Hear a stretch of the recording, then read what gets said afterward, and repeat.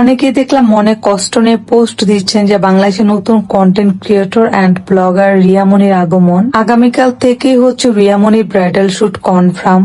নতুন মডেল আমরা দেখতে পাচ্ছি। আসলে এতে কষ্ট পেয়ে বা এত আফসোস করে পোস্ট দেওয়ার কি আছে আমি বুঝলাম না। বাংলাদেশে অনেক কন্টেন্ট ক্রিয়েটর, ব্লগার এবং যারা ব্রাইডাল শুট করে কোনো না কোনো ভাবে ভাইরাল হয়ে এসেছে। রিয়ামনিও তাদের মতো। রাখি আপু হচ্ছে ওসিলা। রাখি আপুর মাধ্যমে আপনারা ওকে চিনেছেন, আর আমি চাই ও অনেক এগিয়ে যাক। ও ছোট মানুষ এবং খুবই সরল মনের একটা মেয়ে, অনেক সরল। আসলে ওরা তো এত কিছু বুঝে না। অনেক সময় অনেকে যায় ওদেরকে যেটা শিখিয়ে দেয় সেটা বলে।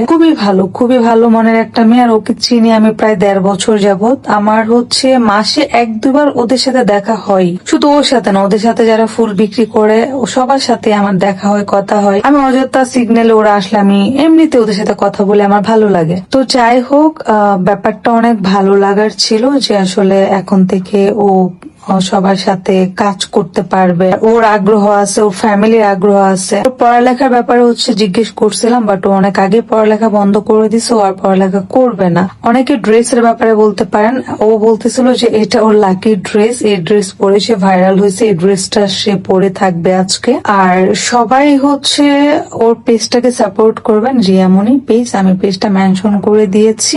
আমি চাই মেয়েটা এগিয়ে যাক, তার সামনে এগিয়ে যাওয়াকে আমরা সাধুবাদ জানাবো সবাই। অবশ্যই সে ভালো একটা লাইফ পাবে, এটাই চাই। অনেকেই হচ্ছে ভালো লাইফ পেয়েছে অনেক ভাবে। প্রতিটা নেগেটিভের পিছনে পজিটিভ দিক থাকে। সো এই জিনিসটাকে আমরা পজিটিভ ভাবে নেই। সবাই মেয়েটার পাশে থাকবেন, মেয়েটাকে হচ্ছে সবাই নিজের আপন করে নিবেন, এটাই চাওয়া। আর কি বলবো, আর কিছু বলার নাই। সবাই ভালো থাকবেন, সুস্থ থাকবেন। আর ও খুবই ইমোশনাল হয়ে গেছিল। ও হচ্ছে রাখি আপুকে জড়িয়ে কাঁদতেছিল যে আমি এতটুকু সম্মান পাবো আপনার জন্য, বা সবাই আমাকে এত ভালোবাসবে, এটা আমি আসলে কখনো বুঝতাম না যদি আপনি না থাকতেন।